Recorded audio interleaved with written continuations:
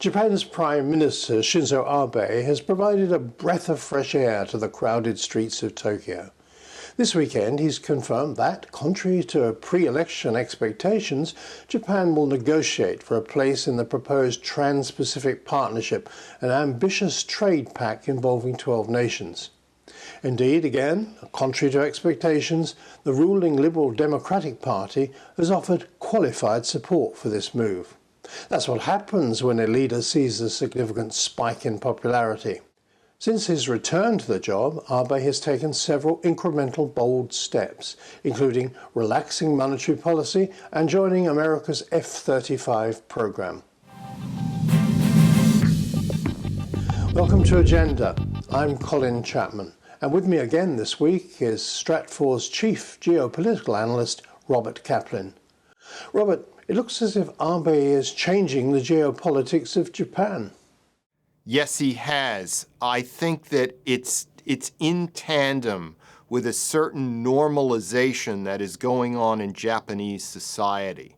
By normalization, I mean a moving away from the long post-World War II, decades-long quasi-pacifism, where military force was delegitimized after a fashion because of the fascist militaristic regime in Tokyo that had ignited World War II in the Pacific.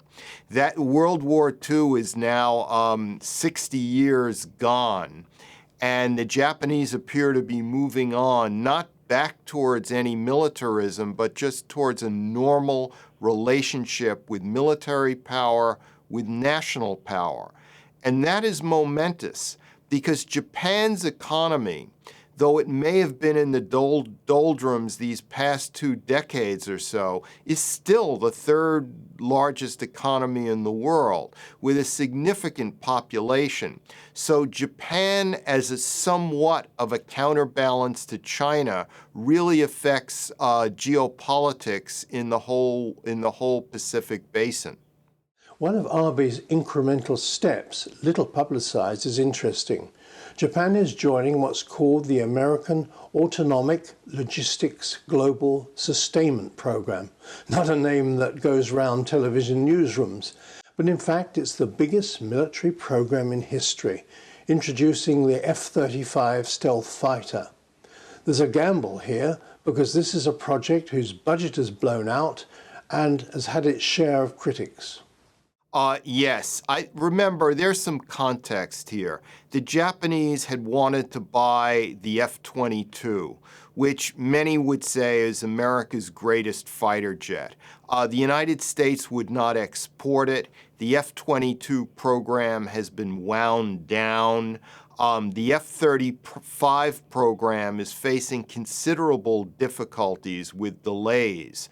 But it's clear that by wanting to make spare parts, the Japanese are edging towards, again, a normal military nation, a nation that wants the latest and greatest in military hardware. And I think what you cannot divorce all of this from is the rise of Chinese military power, also the truculent behavior of the North Korean regime, which many would say is more anti-Japanese than it is anti-South Korean, and is a real threat to Japan.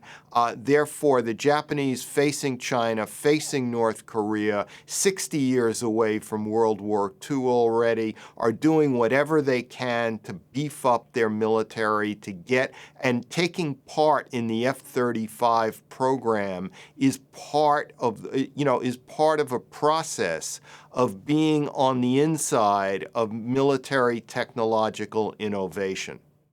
As you say, there are doubts about the aircraft, but it would involve an important technology transfer to Tokyo.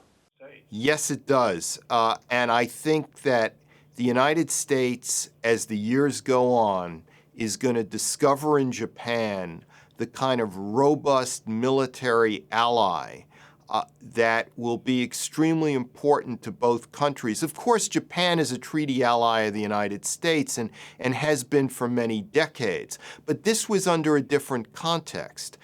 In the past, it was under a Cold War context, and Japan versus the Soviet Union versus so-called Red China, and Japan is a quasi-pacifistic, defanged country with a self-defense force more than a military.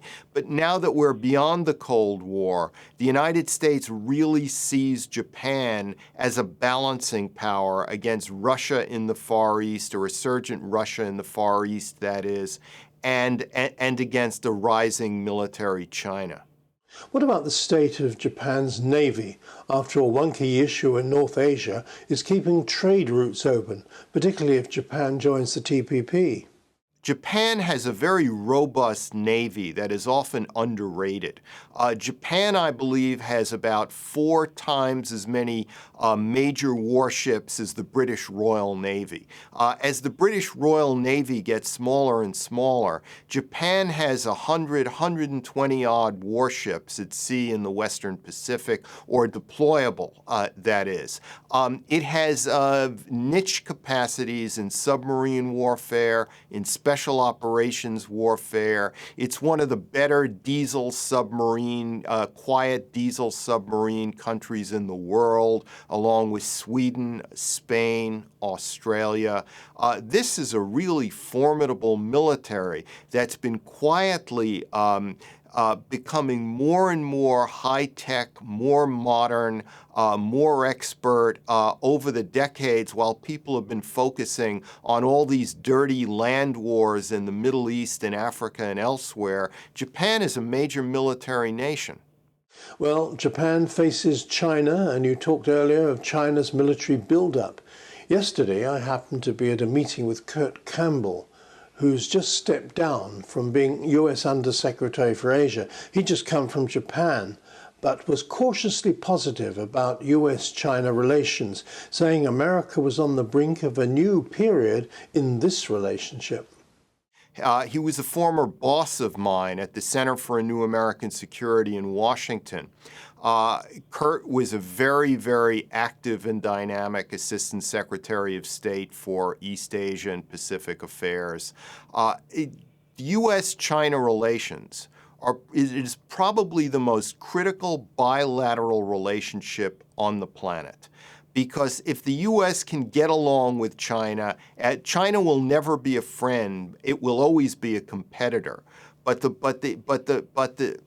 aim of strategy has to be to keep it a competitor rather than a real serious rival in wartime or something of that sort. In other words, keep the U.S.-Chinese rivalry within bounds. And this has several aspects. Naval rivalry, cyber warfare rivalry, et cetera, et cetera. And we have a new Chinese leader, Xi Jinping. We have more and more tension in the East and South China Seas over the last 2 or 3 years compared to the previous decade and decades before then. The U.S. really is at a turning point with China where the two nations really have to get together and keep this rivalry from going, from escalating further. Right. Well, Robert, to conclude, to come back to Abe and Japan's relationship with China, the history is bad, today's optics are not good. What are the chances of the world's second and third largest economies improving their relationship? It's going to take extremely deft American diplomacy to do that.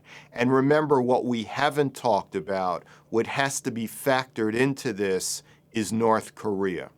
Because, as I said, North Korea, one could argue, is a greater threat to Japan than it is to South Korea.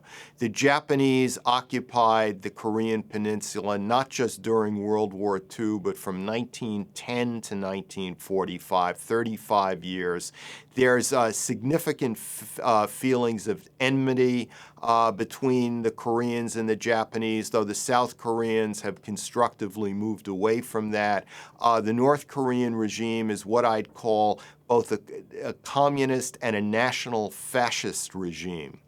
And it's extremely unpredictable. In the past few weeks, it's been acting out of pattern, I would say. In other words, it's becoming more belligerent than many of us would have suspected. It's trying to get more and more attention to itself by threatening more and more pulling out of the armistice agreement. This is a real threat to Japan, especially as if you're a Japanese strategist, you have to think that when North Korea acts aggressive, that cannot be divorced from Chinese strategy. Because while the Chinese have their own problems with North Korea as a somewhat unreliable ally, the Chinese can also benefit when North Korea ratchets up tension in North Asia.